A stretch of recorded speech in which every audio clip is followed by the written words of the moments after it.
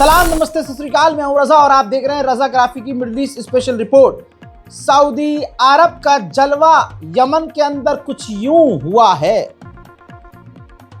कि भैया जो यूएई की फौज थी पहले तो वो भागी और यूएई के समर्थन हासिल करने के बाद जिस एसटीसी आतंकी लड़ाकू ग्रुप ने यमन के अलग अलग इलाकों पर कब्जा कर लिया था, जब सऊदी अरब की फौज यमन में घुसी तो वो एसटीसी के लड़ाके भैया अपनी गाड़ियां, अपने आर्म व्हीकल्स, अपने हथियार सब वहीं छोड़कर सर पर पैर रखकर फरार हो गए। मंजर दिखा रहा हूं। वापस सऊदी अरब और यमन के लोगों ने अपने यमन के उन इलाकों पर कब्जा वापस पा लिया है जहां पर गद्दार, जहां यूएई के समर्थन हासिल करने के बाद ग्रुप कब्जा कर चुके थे। देखिए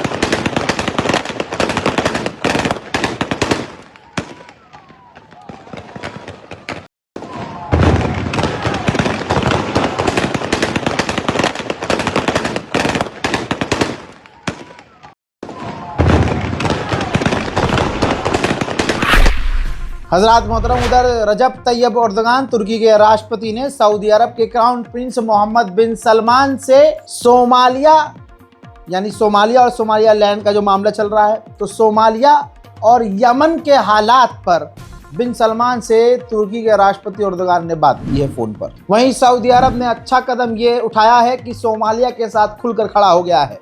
सऊदी अरब के विदेश मंत्री स्पेशली सोमालिया के विदेश मंत्री से जाकर मिले हैं और सोमालिया का पूरा साथ दिया गया है सऊदी अरब के द्वारा। वहीं सऊदी के किंग ने ऐलान किया है कि हम जितनी मदद गाजा को देते थे और देने का सोच रहे थे, हम उस मदद को और गाजा के लिए बढ़ा रहे हैं। वहीं मेरे दोस्तों, इजराइल पूरी तरह से खिलाफ हो चुका है तुर्की के। जी हाँ, तुर्की के खिलाफ जहर उगलते हुए इजराइल के मंत्री ऑन रिकॉर्ड अब खुल्लम खुल्ला बोल रहे हैं कि तुर्की को सीरिया और गाजा के अंदर, यमन के अंदर कहीं भी आने नहीं देना चाहिए, क्योंकि तुर्की हमारा खतरनाक और बड़ा दुश्मन है।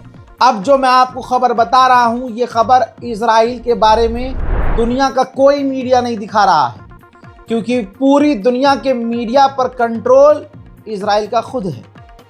जो इजरायली अल्ट्रा ऑर्थोडॉक्स इजराइल की फौज में शामिल होना नहीं चाहते हैं और इजराइल ज़बरदस्ती सेना में घसीट रहा है, वो सड़कों पर इजराइल में प्रदर्शन कर रहे हैं कि हमें सेना में शामिल नहीं होना है। तो अब इजराइल की फौज उन प्रदर्शनकारियों पर, इजरायलियों पर ही वाटर कैनन का इस्तेमाल कर रही है।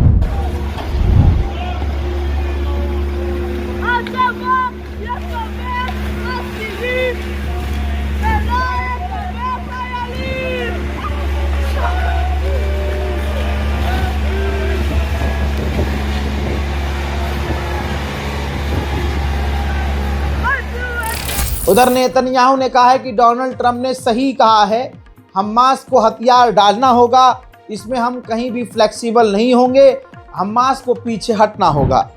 दूसरी तरफ जहां सीज फायर की बात होती है, आप यकीन जानिए सीज फायर हर दिन इजराइल तोड़ रहा है। गाजा पर एक बार फिर से इजराइल ने बमबारी करके सीज फायर को तोड़ा है।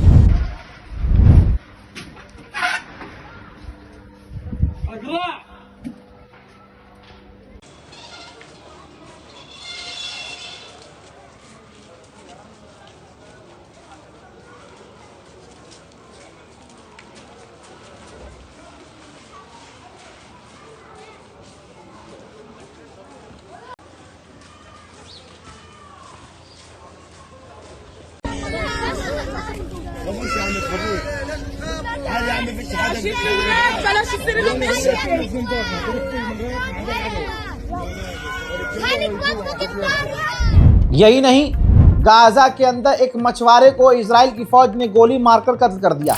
इजराइल के सैनिकों के ये दो मंजर देख लीजिए। इजराइल के सैनिक गाजा के अंदर ओपन फायर कर रहे हैं और ओपन फायरिंग करते हुए वीडियो बनाकर सोशल मीडिया पर पोस्ट भी कर रहे हैं, यानी सीज फायर तोड़ भी रहे हैं और दुनिया को दिखा भी रहे हैं, अपनी असलियत दुनिया को दिखा रहे हैं। बहरहाल अमेरिका और इजराइल की असलियत तो दुनिया पहचान ही चुकी है, लेकिन अफसोस की बात यह है कि अरब पूरी तरह से गाजा और फिलिस्तीन पर अब चुप्पी साध चुका है। हजरात, सीज फायर के बावजूद, सीज फायर के बाद अब तक 420 लोगों को गाजा में इजराइल कत्ल कर चुका है और 11,260 से ज्यादा लोगों को सीज फायर के बावजूद घायल कर चुका है इजराइल। गलतफहमी है जो ये कहा जा रहा है कि गाजा में सब कुछ ठीक है। मंजर आपके सामने है, इजराइल का ड्रोन, इजराइल यानी अपने ड्रोन के जरिए गाजा के ऊपर बम गिरवा रहा है। बात करें वेस्ट बैंक की, तो वेस्ट बैंक में एक फिलिस्तीनी नौजवान को इजराइल की फौज ने गोली मारकर खत्म कर दिया है। उधर जर्मनी की आवाम जब फिलिस्तीन के लिए सड़कों पर है और हर दिन सड़क पर है, हर दिन प्रदर्शन हो रहा है और जर्मनी की जो पुलिस है अपनी ही आवाम को मार पीट कर गिरफ्तार कर रही है।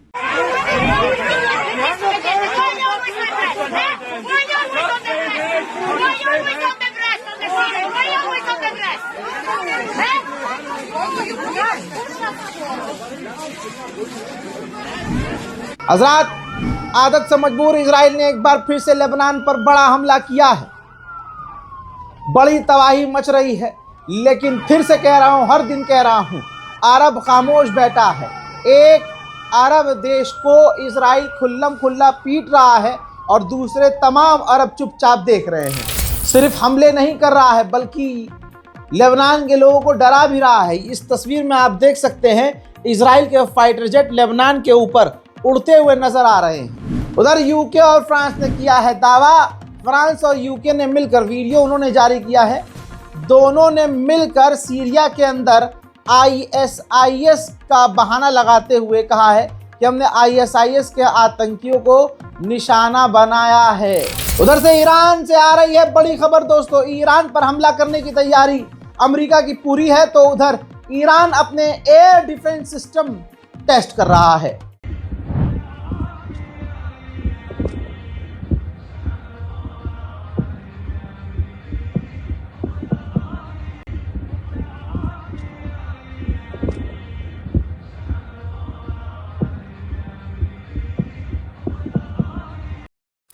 एक तरफ जंग का हाल है और दूसरी तरफ ईरान के अपने ही मुल्क के गद्दार प्रदर्शनकारी ईरान को जलाने में लगे हुए हैं।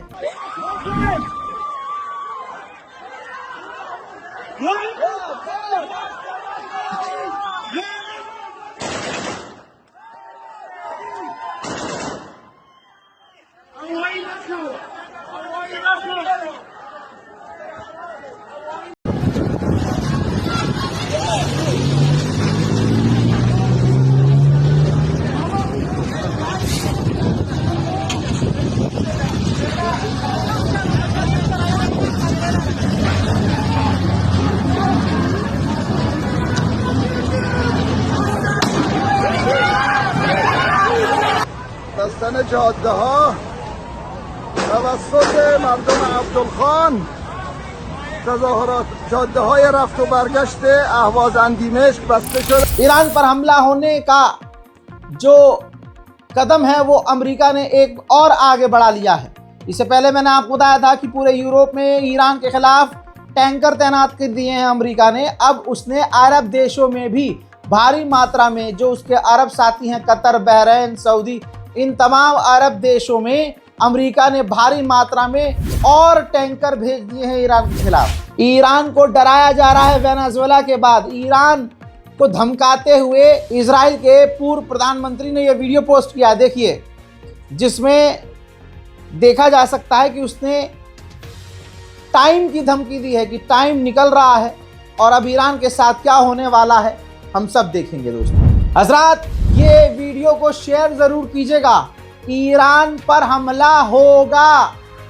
नेतन्याहू ने पूरा ईरान पर हमले का प्लान कंफर्म कर लिया है, मोहर लगा दी है।